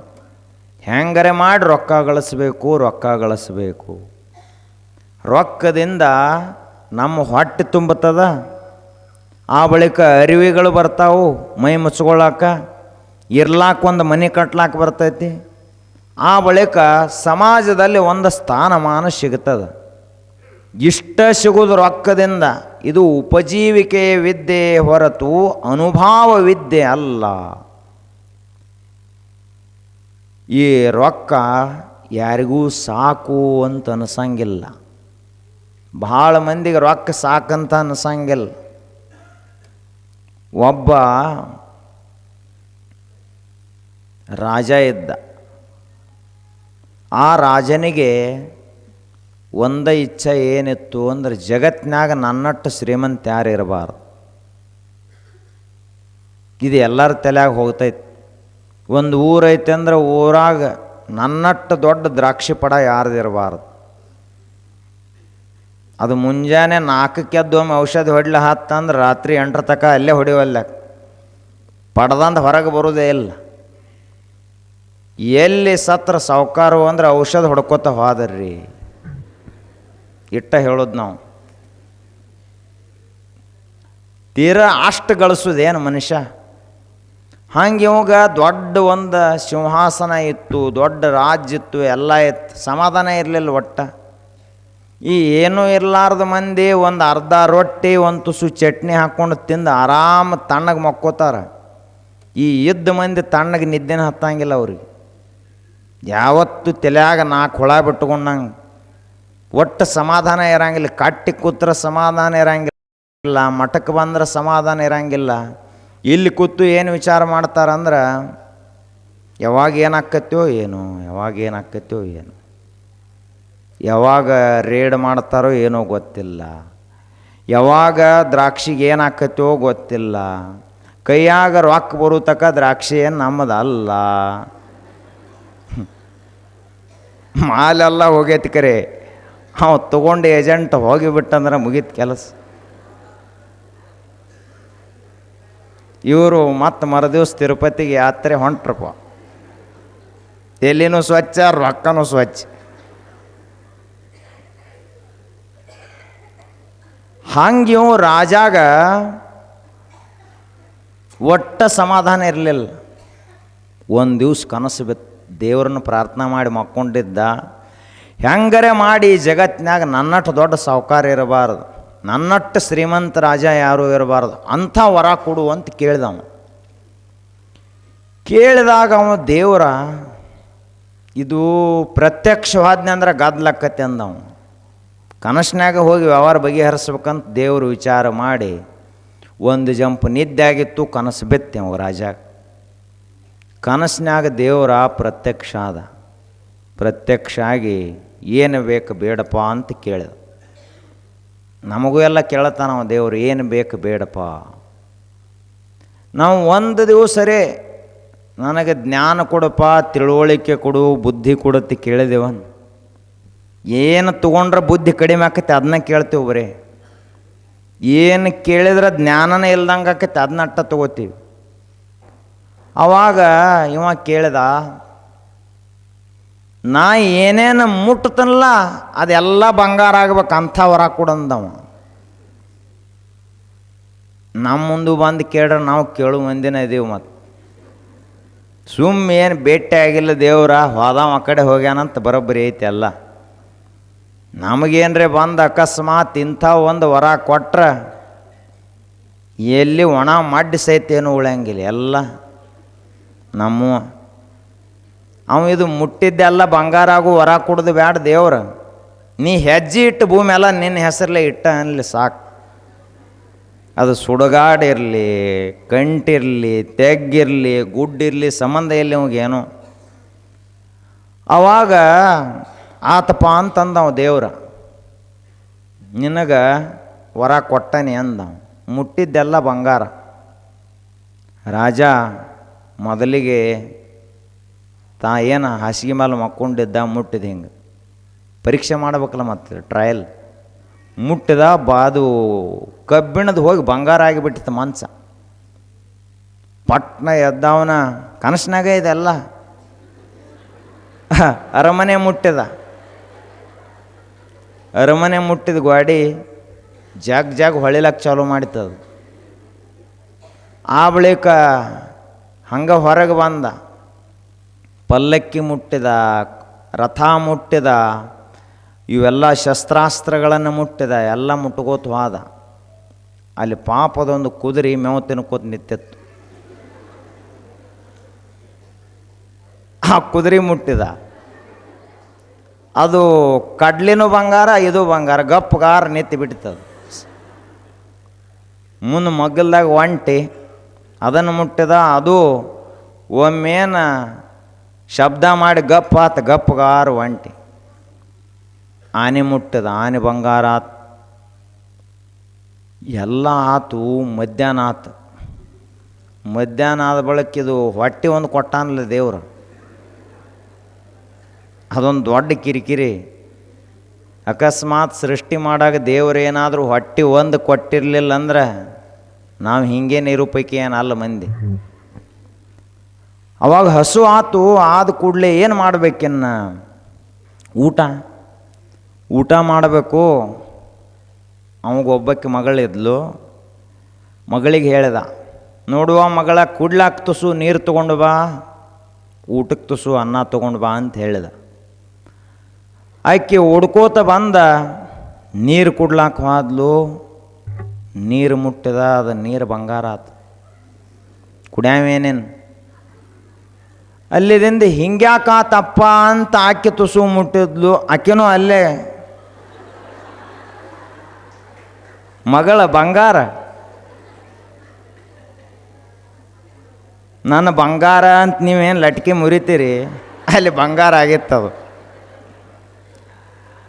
ಆ ಬಳಿಕ ಮುಂದೆ ಅನ್ನ ತಂದಿಟ್ಟಿದ್ಲು, ಎಲ್ಲ ಸಾರು ತಂದಿಟ್ಟಿದ್ಲು, ಅದನ್ನು ಮುಟ್ಟಿದ, ಬಂಗಾರ ಆತು. ಹುಚ್ಚ ಹಿಡಿತವನಿಗೆ, ತಿನ್ನವೇನು ಬಂಗಾರ ತಿಂತಾನೇನು? ಅವಾಗ ಅವಾಗ ಪ್ರಜ್ಞಾ ಬಂತು, ಬಂಗಾರ ತಿಲ್ಲಾಕ ಬರೋದಲ್ಲ, ಕುಡಿಲಾಕ ಬರೋದಲ್ಲ, ಬದುಕಲಾಕ ಬರೋದಲ್ಲ, ಬರೀ ನೋಡ್ಲಾಕ ಚಂದೇ ಹೊರತು ಬದುಕಲಾಕ ಅನ್ನ ನೀರ ಬೇಕು. ಬದುಕಲಾಕ ಅನ್ನ ನೀರು ಬೇಕೇ ಹೊರತು ಬಂಗಾರ ಅಲ್ಲ ಅಂತ ಅವಾಗ ಗೊತ್ತಾತವ. ಗಡಬಡಿಸಿ ಕಣ್ಣು ತೆರೆದು ನೋಡ್ತಾನ, ಅರಮನೆ ಇದ್ದಂಗೈತಿ. ನಮಗೊಂದು ನಮನೆ ಎಷ್ಟೋ ಮಂದಿ ಮಾಡ್ರಿ, ಹಿಂಗಾಗಬಾರ್ದಾಗಿತ್ತು ಪಾಪ ಪ್ರಾಣಿಗೆ. ಆ ವರ ಅವು ಕೊಡು ಬದಲಿ ನಮಗೇನಾದ್ರೆ ದೇವರು ಕೊಟ್ಟಿದ್ರೆ ಹೇಳ್ತಿದ್ದೀವಿ ನಾವು. ಅದಕ್ಕೆ ಇದು ರೊಕ್ಕ ಏನೈತಲ್ಲ, ಎಷ್ಟೋ ಅಷ್ಟ. ಬರೇ ಹಗಲ ರಾತ್ರಿ ಚಿಂತೆ ಎದ್ರದ್ದು ಮಾಡೋದು ನಾವು, ರೊಕ್ಕದ ಚಿಂತೆ. ಎಷ್ಟು ಎಫ್ ಡಿ ಐತಿ, ಎಷ್ಟು ಬರ್ತೈತಿ, ಈ ವರ್ಷ ಎಷ್ಟು ಉಳಿತು, ಈ ವರ್ಷ ಮಾಲ್ ಬಂದ್ರೆ ಅದರದ್ದು ಎಷ್ಟು ಉಳಿತೈತಿ, ಆ ಬಳಿಕ ಎಷ್ಟು ಹೊಲ ತೊಗೋಬೇಕು, ಇದೇನು ವಿಚಾರ ಮಾಡಬಾರ್ದತ್ತಲ್ಲ. ಮತ್ತು ನಾಳಿದಿಂದ ಕೆಲಸ ಬಂದು ಎಲ್ಲ ಬಂದು ದ್ರಾಕ್ಷಿ ಪಡ ಇದ್ದಕ್ಕಿದ್ದಲ್ಲಿ ಅದು ಹಾಳಾಗಂಗೆ ಔಷಧ ಹೊಡಿಲಾರ್ದೆ ಇದ್ದಿದ್ದೀರಿ. ಮತ್ತು ಬರಲಿ ಅದು ಎಟ್ಟ ಇರಲಿ, ಕಡಿಮೆರೆ ಬೀಳಲಿ ಎಟ್ಟರೆ ಬಿಡ್ರಿ, ಔಷಧ ಹೊಡೀರಿ. ಈ ಸಲ ಭಾಳ ಕಡಿಮೆ ದ್ರಾಕ್ಷಿ ಐತೆ, ಚಿಂತೆ ಮಾಡ್ಲತ್ತೈತಿ ಮಂದಿ. ಎಟ್ಟರೆ ಬೆಳಿಬೇಕದು ಭೂಮಿ. ಮತ್ತು ಅದಕ್ಕೂ ತುಸು ರೆಸ್ಟ್ ಬೇಕಾಗೈತಿ. ಅದಕ್ಕೆ ಇದೊಂದು ವರ್ಷ ಗಪ್ಪಗಾರ ಕೂತೈತಿ ಅದು ಭೂಮಿ. ಹೌದು, ದ್ರಾಕ್ಷಿ ಗಿಡಗಳು ಇಟ್ಟು ವರ್ಷ ಕೊಟ್ಟಿದ್ದೀವಪ್ಪ, ಇದೊಂದು ವರ್ಷ ತುಸು ಮೇ ಹಗರ ಮಾಡ್ಕೋತೀವತ್ತು ಅವು. ಅದಕ್ಕೆ ಬರೇ ರೊಕ್ಕ ಗಳಿಸುವುದೇ ನಮ್ಮ ಜೀವನದ ಉದ್ದೇಶ ಅಲ್ಲ. ಪರಮ ಪೂಜನೀಯರಾದಂತಹ ಗುರುಬಸವ ಮಹಾಶಿವಯೋಗಿಗಳವರು ರೊಕ್ಕ ಗಳಿಸುವುದಕ್ಕಾಗಿ ಬದುಕಲಿಲ್ಲ, ಜಗತ್ ಕಲ್ಯಾಣಕ್ಕಾಗಿ ಬದುಕಿ ಹೋದರು. ಜಗತ್ತಿಗೆ ಒಳ್ಳೆಯದನ್ನು ಮಾಡಿದರು. ಇಡೀ ಜಗತ್ತಿನ ಜನರ ಮನಸ್ಸನ್ನು ಸ್ವಚ್ಛ ಮಾಡುವ ಕೆಲಸವನ್ನು ಮಾಡಿದರು. ತಮ್ಮ ಸಲುವಾಗಿ ಏನು ಮಾಡಿಕೊಂಡ್ರು ಅವರು? 8-10 ವರ್ಷಗಳವರೆಗೆ ಈ ಮಠವನ್ನು ಕಟ್ಟಿಸಿದ್ರೆ ಊರು ಕೇರಿ ಪ್ರತಿಯೊಂದು ಮನೆಗಳಿಗೆ ಹೋಗಿ ಭಿಕ್ಷೆಯನ್ನು ಮಾಡಿ ಇಂಥ ಒಂದು ಸವೆಲಾರದಂಥ ಮಠವನ್ನು ಕಟ್ಟಿಸಿದರಲ್ಲ, ಇದೂ ನಿಜವಾದ ಪವಾಡ. ಇದು ನಿಜವಾದಂತಹ ಲೋಕ ಸೇವೆ, ಇದೂ ನಿಜವಾದಂಥ ಉದ್ಧಾರದ ಕಾರ್ಯ. ನಾವು ಮನೆ ಕಟ್ಟಿಸ್ತೀವಿ ಎಲ್ಲರೂ. 30 ವರ್ಷ ಅನ್ನೋದ್ರಾಗ ಹಿಂಗೆ ಅಳಿಗಾಡ್ಲಕ್ಕೆ ಚಾಲೂ ಮಾಡ್ತಾವೆ ಮನೆಗಳು. ಮತ್ತು ಮಕ್ಕಳ ಸಲುವಾಗಿ ಬೇರೆ ಕಟ್ಟಬೇಕು. ಆದ್ರೆ 105 ವರ್ಷ ಆದರೂ ಹೆಂಗೈತೆ ಅಂದ್ರೆ ಇದರ ಹಿಂದೆ ಗುರುಬಸ ಅಜ್ಜರ ತಪಸ್ಸು ಭಾಳ ದ್ವಾಡದದ ಅಂತ ಇದಕ್ಕೇನೂ ಆಗಿಲ್ಲ. ಮತ್ತು ಇನ್ನು 1000 ವರ್ಷ ಆದರೂ ಏನೂ ಆಗಂಗಿಲ್ಲ ಅದಕ್ಕೆ. ಅಂಥ ಮಠವನ್ನು ಅವರು ಕಟ್ಟಿಸಿದ್ರು. ಎದಕ್ಕೆ ಕಟ್ಟಿಸಿದ್ರು? ಇಲ್ಲಿ ಬಂದ ಮಂದಿ ರೊಕ್ಕದ ವಿಚಾರ ಮಾಡಬಾರದು, ಓಂ ನಮಃ ಶಿವಾಯ ಅನ್ನುವ ಮಂತ್ರದ ವಿಚಾರ ಮಾಡಬೇಕು ಅಂತ. ಅದಕ್ಕೆ ಅಲ್ಲಿ ದ್ವಾರ ಬಾಗಿಲ ಮೇಲೆ ಅಜ್ಜಾರ ಬರ್ಸ್ಯಾರ, ಓಂ ನಮಃ ಶಿವಾಯ ಅಂತ ಮಂತ್ರ ಬರ್ಸ್ಯಾರ. ಓದೇರೇನು? ಇನ್ನು ಹೋಗಿ ಓದ್ತೀವತ್ತು ಮಂದಿ. ನಮಗೆ ಬರೇ ಕಲ್ಲ ಕಟ್ಟಿಗೆ ಇವ ಕಾಣ್ತಾವ್ರಿ, ಅವೆಲ್ಲಿ ಕಾಣಬೇಕು? ಓದ್ರಿ ಇವತ್ತು ಹೋಗಿ. ಅಲ್ಲೇನು ಬಾಗಿಲ್ದಾಗ ಮಠದಾಗ ಮೊದಲೇ ಬಾಗಿಲೈತ್ಲ, ಅದ್ರ ಮ್ಯಾಲೆ ಬರ್ದಾರ, ಕಲ್ಲಿನಾಗ ಬರ್ಸ್ಯಾರ ಓಂ ನಮಃ ಶಿವಾಯ. ಅಂದರೆ ಏನಪ್ಪ, ಇದು ಬರೀ ಕಲ್ಲಿನ ಕಟ್ಟಡವಲ್ಲ, ಇದು ಮಂತ್ರದ ಕಟ್ಟಡ ಅಂತ ಅಜ್ಜಾರು ಬರೆಸಿಟ್ಟಾರೆ. ಇಲ್ಲಿ ಬಂದು ಕೂತ 5 ನಿಮಿಷ ಕಣ್ಣು ಮುಚ್ಚವ ಓಂ ನಮಃ ಶಿವಾಯ ಜಪ ಮಾಡಿದರೂ ಪ್ರಪಂಚದಿಂದ ಮುಕ್ತ ಆಗಿ ಹೋಗಬೇಕು ಅಂಥ ಶಕ್ತಿಯ ಮಠ ಇದು. ಇಲ್ಲಿ ಬಂದು ಸ್ವಲ್ಪ ಕಸ ಹೊಡೆದ ಮುಸ್ರಿ ತೊಳೆದು ಹೋದ್ರೆ ಅವನು ಇಡೀ ಜೀವನ ಧನ್ಯವಾಗಬೇಕು ಅಂಥ ಸೇವೆಯ ಮಠ ಇದು. ಇಲ್ಲಿ ಬಂದು ಕೂತ್ಕೊಂಡ 5 ನಿಮಿಷ ಪ್ರವಚನವನ್ನು ಕೇಳಿದರೆ ಎಂಥ ಮನಸ್ಸಿನ ಭಾರ ಹಗರಾಗಬೇಕಲ್ಲ ಅಂಥ ಶಾಂತಿಯ ಮಠ. ಅದಕ್ಕೆ ರೊಕ್ಕ ಗಳಿಸುವುದ ಜೀವನದ ಉದ್ದೇಶ ಅಲ್ಲ. 8 ತಾಸು ಕೆಲಸ ಮಾಡೋನು, ಭಾಳ ಮೇಲೆ ಬತ್ತಂದ್ರೆ 10-12 ತಾಸು ಮಾಡೋನು. ಕನಸು ಬಿದ್ದರೆ ನಮಗೆ ರೊಕ್ಕ ಎಣಿಸ್ದಂಗೆ, ತಿಜೋರಿ ಚಾವಿ ಹಾಕಲಾರ್ದಂಗೆ, ಅವ ತೊಗೊಂಡವ ಆ ಕಡೆ ಹೋದಂಗೆ, ಇಂಥ ಕನಸು ಜರ್ ಬೀಳಕ್ಕೆ ಚಾಲೂ ಮಾಡೋದು ಅಂದ್ರೆ ತಿಳ್ಕೋಬೇಕು ಇನ್ನು ತಲೆ ಬರೋಬ್ಬರಿ ಉಳಿಯಂಗಿಲ್ಲ ಅಂತ. ಇಟ್ಟು ತಲೆಯಾಗ ರೊಕ್ಕ ಹೋಗಬಾರದು. ಆದ್ದರಿಂದ ಗುರುಬಸವ ಮಹಾಶಿವಯೋಗಿಗಳವರು ನಮ್ಮೆಲ್ಲರಿಗೂ ಜ್ಞಾನ, ಭಕ್ತಿ, ವೈರಾಗ್ಯ, ಒಳ್ಳೆಯ ಸಂಸ್ಕಾರ, ಒಳ್ಳೆಯ ಸ್ವಭಾವ, ಸದ್ಬುದ್ಧಿ, ಸಕಲ ಸಂಪತ್ತನ್ನು ಕೊಟ್ಟು ಕರುಣಿಸಲಿ. ಅವರ ಕೃಪೆ, ಅವರ ಆಶೀರ್ವಾದ ಇಡೀ ಜಗತ್ತನ್ನು ಕಾಯಲಿ ಅಂತ ಪ್ರಾರ್ಥಿಸ್ತಾ 2 ನುಡಿಗಳು ಗುರುಚರಣಕ್ಕೆ ಸಮರ್ಪಿತ.